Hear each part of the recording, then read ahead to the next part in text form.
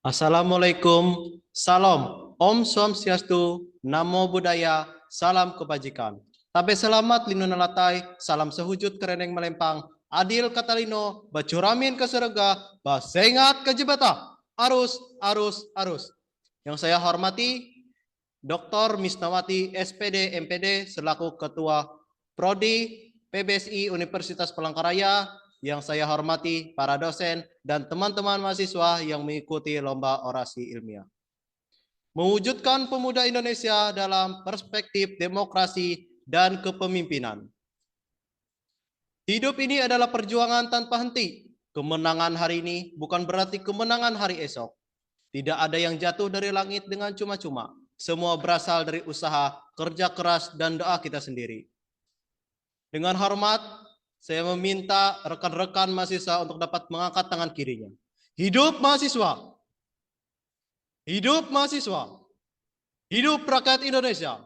Petani pejuang, pejuang petani, Bravo!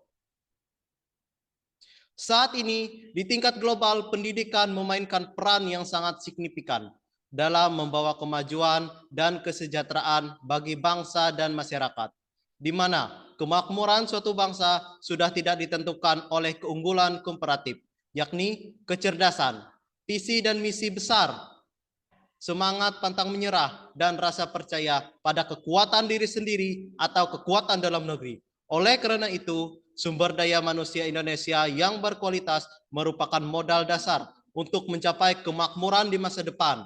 Banyak kasus di beberapa negara yang kaya sumber daya alam, terutama di kawasan Afrika, justru tidak berbanding lurus dengan tingkat kemajuan dan kesejahteraannya.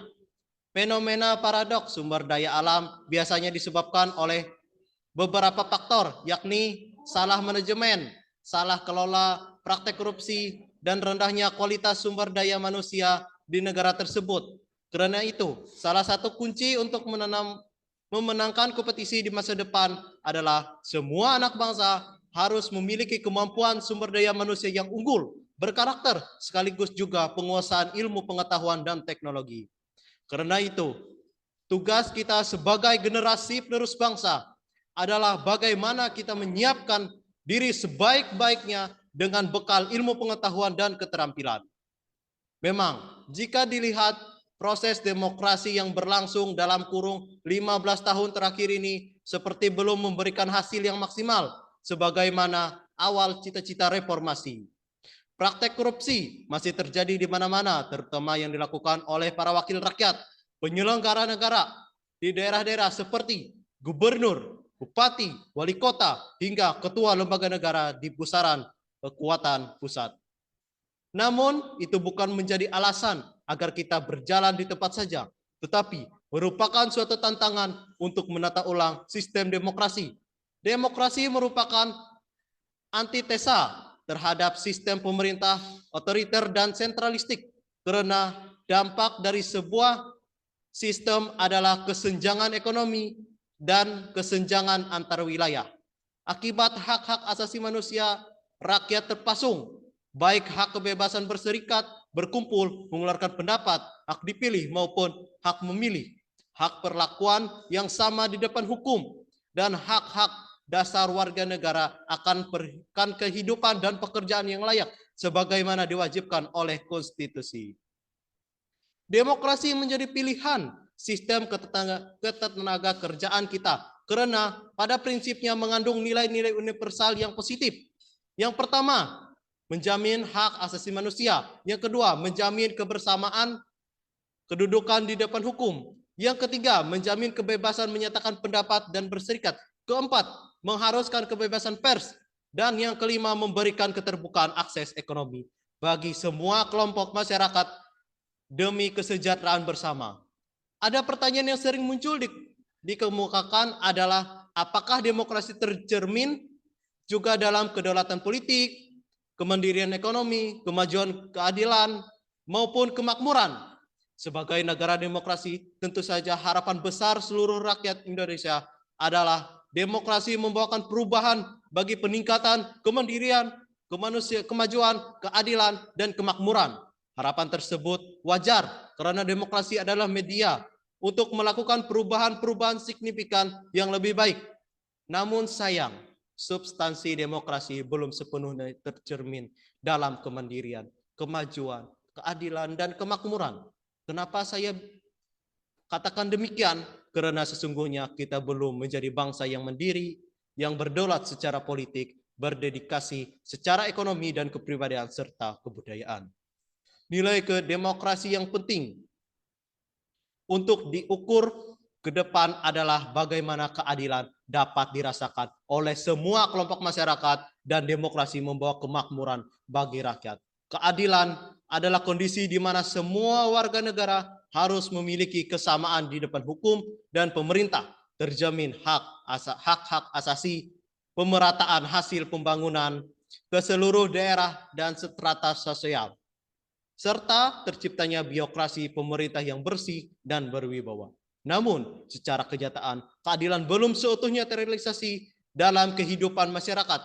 Padahal keadilan harusnya tercermin dalam penegakan supremasi hukum tanpa pandang bulu, pemberantasan korupsi secara tegas, serta berkurangnya angka kesenjangan di Indonesia, baik kesenjangan ekonomi, sosial, maupun kesenjangan antar wilayah.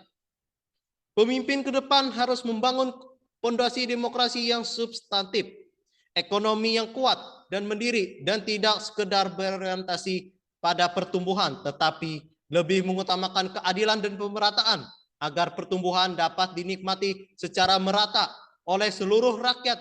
Pemimpin ke depan juga dituntut agar menegakkan supremasi hukum dan pemberantasan korupsi, serta meningkatkan dukungan sistem sosial kemasyarakatan berupa keharmonisan, toleransi, dan ketertiban sosial secara demokrasi.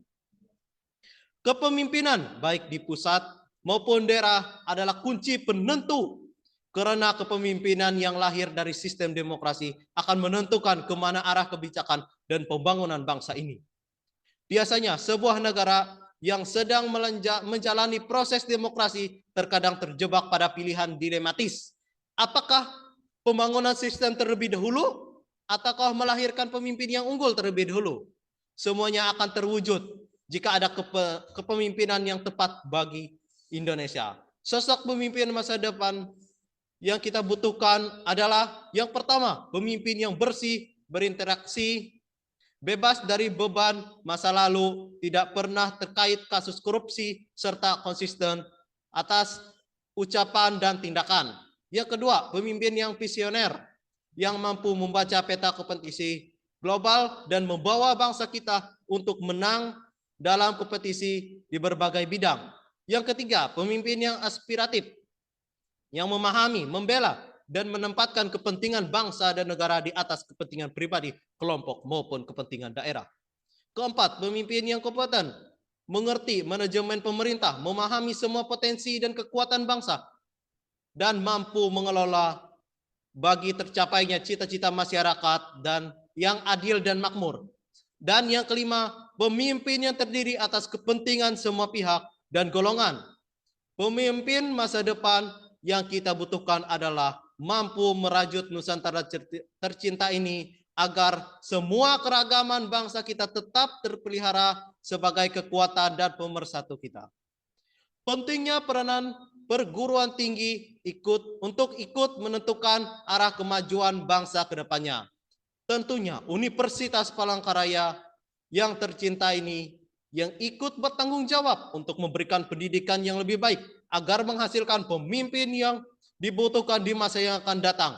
Perguruan tinggi ikut memberi arah dan menentukan apakah kita akan memilih pemimpin yang hanya berdasarkan popularitas dan pencitraan belakang atau pemimpin yang memiliki persyaratan di atas tadi. Mungkin demikian yang dapat saya sampaikan. Atas perhatiannya terima kasih. Saya meminta dengan hormat kepada rekan-rekan mahasiswa untuk dapat mengangkat tangan kirinya. Hidup mahasiswa, hidup rakyat Indonesia, petani pejuang, pejuang petani. Bravo.